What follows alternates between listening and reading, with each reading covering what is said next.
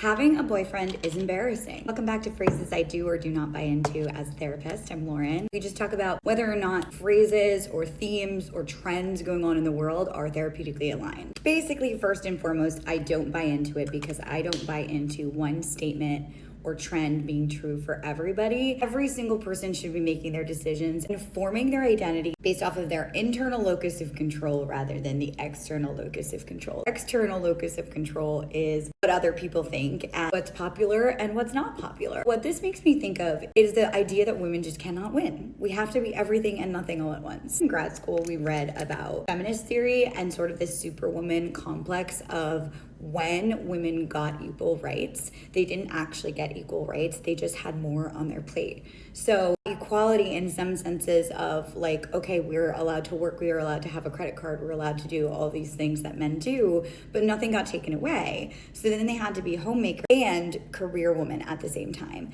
And societal pressure on women to get married and be partnered, I don't think has changed in 2025. Pressure to get married, have kids, settle down, buy a house, all of those types of things.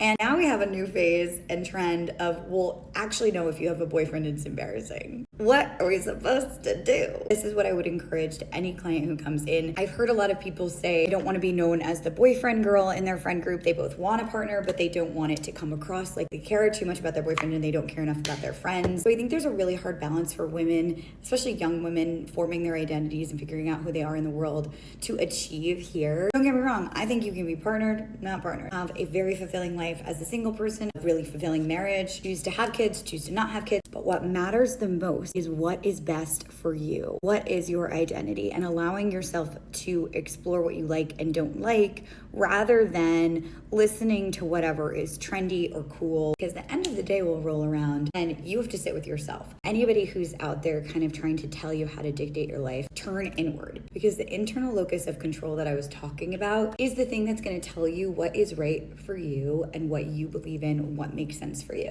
Nothing is embarrassing as long as you own it and you don't feel embarrassed by it.